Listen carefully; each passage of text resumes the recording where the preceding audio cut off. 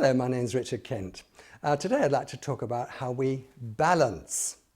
Now, it's really important we balance, we take it all for granted, but actually balance is one of the most complicated things that we will learn to do. Children, when they're little babies, they have to learn to balance so they can stand up.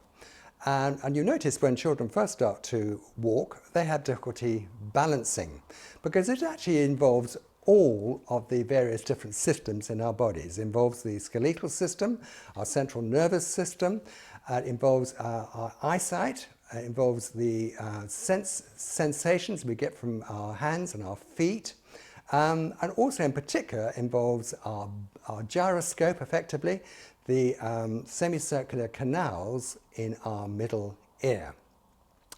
So I want to concentrate now on these semicircular canals. There are 3 of them in 3 different planes, and they're very, very cleverly designed. Effectively, they actually are like gyroscopes.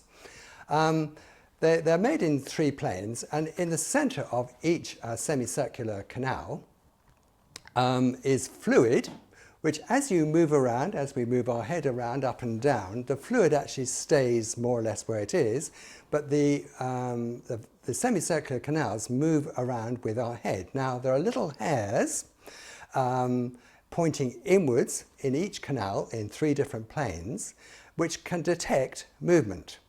And that movement is relayed electronically through the vestibular nerve to the balance center in our cerebral cortex. Now, we can overcome the balance center, and it does happen occasionally. For example, if you were on a merry-go-round in a fun fair and you were whizzing around very fast, what actually is happening is the actual fluid in your semicircular canal is actually moving because you're whizzing around so fast. And then when you become stationary, the fluid in your vestibular canals is still moving, and that's why you can't actually balance correctly. Now, balance is seriously complex. It's not a simple thing at all, because your central computer system, your brain, which uses 20% of the energy of your body, has to have sensations from everywhere in your body. Throughout your body, you have sensory perception from your skin, and you have proprioception in all your joints and muscles and tendons, so that your body knows exactly where every single bone, every single joint, every single part of you, what it's doing right now.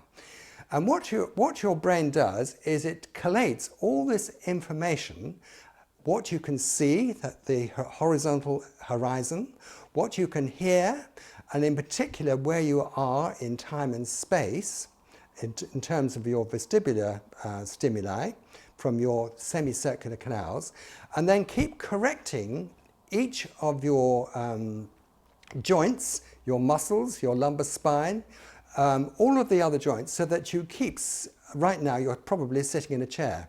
And that is actually very complex, because what is actually happening is your brain is actually sending nervous stimuli to the muscle fibers in your back and in your pelvis and in your legs and in your chest and in your arms and in your neck to keep you stationary by continually contracting and relaxing the muscle fibers. And that itself, just the contracting and relaxing muscle fibers itself, is seriously complicated, and we'll be doing that another time. But the whole business is really, really complicated, and the evolutionists want us to think that 3.8 billion years ago there were prokaryotic primitive cells which evolved spontaneously in the primordial slime, and amongst other things they developed balance. Absolute garbage. This is garbage of the first order. Balance is highly, highly complex. I don't think it would be possible to get a machine to replicate exactly what the human body does as we balance. So thank you for listening, and God bless you.